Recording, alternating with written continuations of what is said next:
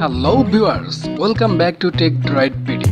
আশা করি সবাই ভালো আছেন। আজকে আমি আপনাদের সাথে একটি ইন্টারেস্টিং হ্যাকিং ট্রিক শেয়ার করব। আপনি চাইলেই যে কারো ফোনের গ্যালারি হ্যাক করে গ্যালারিতে থাকা তার ফটো এবং ভিডিওগুলোকে দেখতে পারেন। চলুন শুরু করা যাক। আপনারা দেখছেন টেক ড্রয়েড বিডি, আমি মেহেদি আছি আপনাদের সাথে। যারা চ্যানেলটি এখনো সাবস্ক্রাইব করেননি তারা সাবস্ক্রাইব করে পাশে থাকা বেল আইকনটি প্রেস করে দিন। আর যদি ইতিমধ্যেই সাবস্ক্রাইব করে থাকেন তাহলে আপনাকে অসংখ্য ধন্যবাদ। চলুন শুরু করা যাক। শুরুতেই জেনে নেওয়া যাক গ্যালারি হ্যাক করতে আপনার কি কি লাগবে। আপনি যার ফোনের গ্যালারি হ্যাক করতে চান তার ফোনটি কিছু সময়ের জন্য আপনার হাতে থাকতে হবে এবং ফোনটিতে নেট কানেকশন থাকতে হবে। তো আর দেরি কেন, নেট কানেকশন চালু করে ফোনটি হাতে নিয়ে পরবর্তী স্টেপগুলো ফলো করুন। প্রথমেই দেখে নিন ফোনটিতে গুগল ফটোস অ্যাপ্লিকেশনটি ইনস্টল করা আছে কিনা। যদি থাকে তাহলে অ্যাপটিতে ঢুকুন। 95% মোবাইলে প্রথম থেকেই এই গুগল ফটোস অ্যাপ্লিকেশনটি দিয়ে দেওয়া হয়। আর যদি ফোনটিতে গুগল ফটোস অ্যাপ্লিকেশনটি না থাকে তাহলে আপনি চলে যান প্লে স্টোরে, গিয়ে সার্চ করুন গুগল ফটোস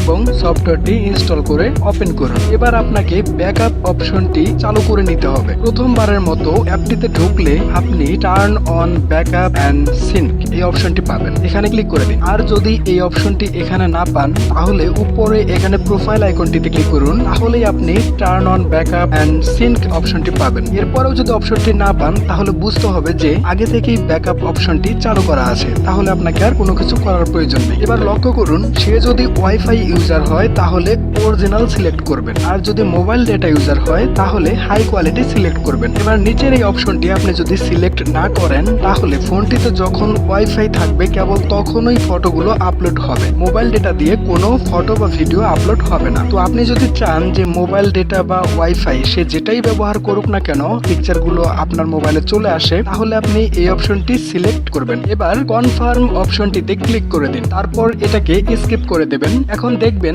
তার গ্যালারিতে থাকা সমস্ত ফটো এবং ভিডিওগুলো আপলোড হওয়া শুরু হয়ে গেছে এবং সেগুলো গুগল ফটোসের ডেটাবেজে সেভ হবে। এবার চলুন যে গুগল ফটোসের ডেটাবেজ থেকে আপনার ফোনে পিকচারগুলো কিভাবে ট্রান্সফার করবেন সেটি জেনে নেওয়া যাক। এখানে দেখতে পাচ্ছেন শেয়ারিং অপশন, এখানে ক্লিক করুন। তারপর আপনাকে share photos with a partner এই অপশনটিতে সিলেক্ট করতে হবে। এখানে ক্লিক করার পর গেট স্টার্টেডে ক্লিক করে দিন। এবার আপনি যে জিমেইলের মাধ্যমে তার ফটোগুলো আপনার মোবাইল বা কম্পিউটারে দেখতে চান সেই জিমেইল অ্যাড্রেসটি এখানে লিখুন এবং সিলেক্ট করুন। আপনি যদি গ্যালারিতে থাকা সব ফটো নিতে চান তাহলে অল ফটোসে ক্লিক করুন, আর যদি নির্দিষ্ট কারো ছবি দেখতে চান তাহলে photos of specific people select করলে আপনি দেখতে পারবেন তার গ্যালারিতে যতগুলো মানুষের ছবি আছে তাদের প্রত্যেকের ফেস দেখাবে। আপনি যার ছবি নিতে চান তার ছবির উপর ক্লিক করে দিয়ে উপরে নেক্সটে ক্লিক করে দেবেন। এবার নিচে দেখুন সেন্ড ইনভিটেশন লেখা আছে, এটাতে ক্লিক করে দিন। বাস কাজ শেষ, যার ফোন এবার তাকে দিয়ে দিন। এবার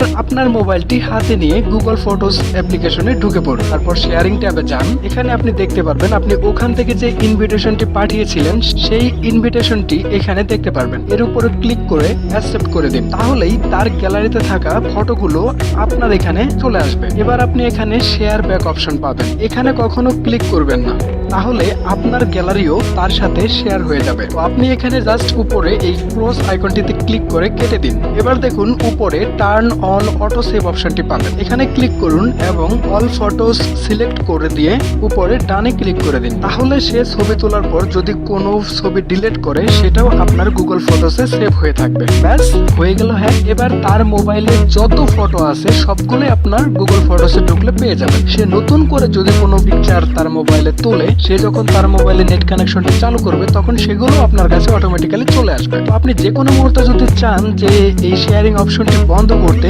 সেক্ষেত্রে আপনি প্রোফাইল আইকনটির উপর ক্লিক করে ফটো সেটিং এ যান, তারপর পার্টনার শেয়ারিং এ ক্লিক করুন। এখানে ক্লিক করলে আপনি রিমুভ পার্টনার অপশনটি দেখতে পাবেন, এর উপর ক্লিক করে কনফার্ম করে দিন, তাহলে আপনার এই শেয়ারিংটি বন্ধ হয়ে যাবে। তো এই ছিল আজকের ভিডিওটি ভালো লাগলে অবশ্যই চ্যানেলটিকে সাবস্ক্রাইব করতে ভুলবেন না এবং আপনি চাইলে বন্ধু বান্ধবদের সাথে কিন্তু ভিডিওটি শেয়ারও করতে পারেন। ধন্যবাদ, ভালো থাকবেন।